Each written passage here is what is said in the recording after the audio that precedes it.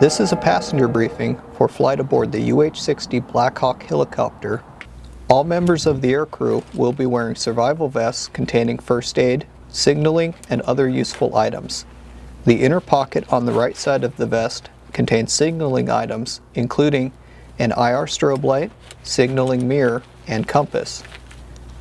The inner pocket on the left side of the vest contains first aid items, including gauze, tape, and bandages.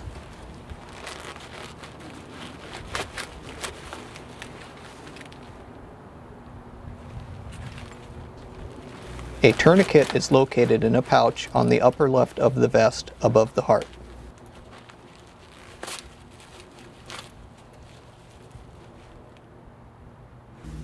Between the crew chief seats is a large green case containing sleeping bags, food, water, and other survival items to sustain 3 people for 3 days. All crew members and passengers are encouraged to carry a personal survival pack with items to supplement the aircraft survival equipment. Before loading onto the aircraft, verify that you have all your necessary items and that you are wearing hearing protection. Ensure all equipment is secure and nothing will be blown away by the rotor wash. Have weapons unslung and carry rucksacks by one shoulder. Do not attempt to sit in a seat with a rucksack on or a weapon slung to your person. Never approach an aircraft without the crew's knowledge. When directed to do so by a crew member, approach the aircraft only from a 3 o'clock or 9 o'clock position, in line with the cargo door. Be mindful of the terrain and do not allow equipment or personnel to contact the rotor disc. If the aircraft has external fuel tanks installed, go around the back of the tank to enter the cabin door. Use caution around the back of the tank as the fins can easily be damaged. If skis are installed on the landing gear, be careful not to trip on the cables and hardware. If necessary, the crew chief may lead passengers around the nose of the aircraft to load from the opposite side.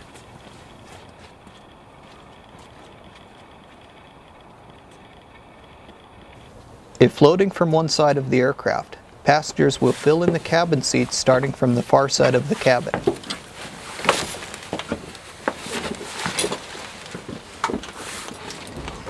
If loading from both sides of the aircraft, passengers will fill in from the center seats, then the outer seats. The troop seats are designed to collapse during a hard landing. No items will be placed under the seats due to the risk of personal injury. Upon seating, the passengers will begin to secure themselves. Each troop seat has a 4-point seat belt. Connect the lap belt and the shoulder straps into the buckle. Ensure a positive lock has been made on each strap. Using the larger straps, tighten the lap belt and then the shoulder straps. Use the little strap to loosen the seat belt if it is too tight. The buckle must remain at belt level. Do not over-tighten the shoulder straps. This will cause the buckle to rise into the chest area and will greatly increase the risk of injury during a hard landing or crash sequence. The crew chief will verify that all passengers are properly secured. Passengers will remain buckled for the duration of the flight and are not permitted to change seats during the flight. Do not release the seat belt until directed to do so by a crew member. To release the seat belt, rotate the buckle clockwise or counterclockwise and the strap shall release from the buckle. Do not exit the aircraft until directed to do so by the crew chief, and only exit to the 3 o'clock or 9 o'clock direction. If it is necessary to communicate with the crew chief, the most effective way is by writing a note. The crew chief may direct the passengers to use the handset located in the cabin ceiling to talk with the aircrew on the internal communication system. The aircraft communication systems allow the aircrew to communicate with each other, as well as flight operations, air traffic control, other aircraft, and ground elements. If a passenger is using the handset or a headset, they must not talk during these transmissions. Passengers are not permitted in the aircraft during refueling operations.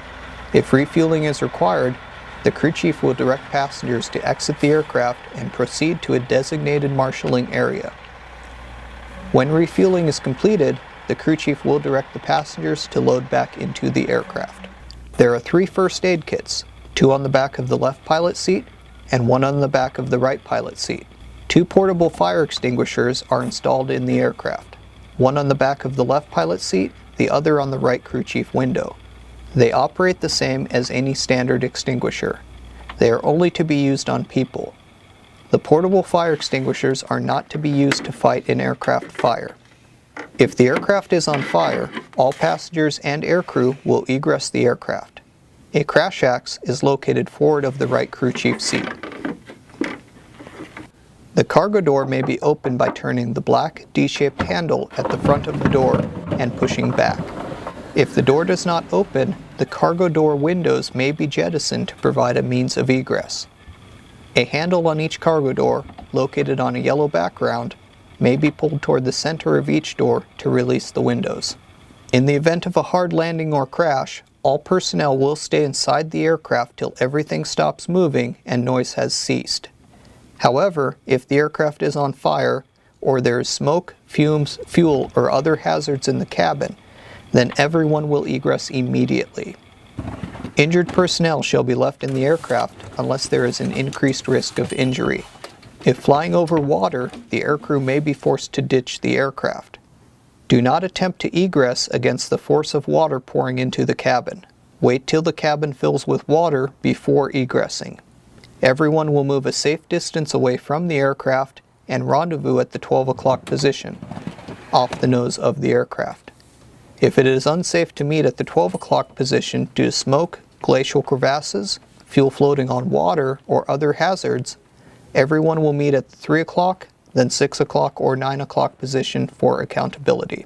Please bring any questions or concerns to the attention of the aircrew and always follow the instructions of the crew chief.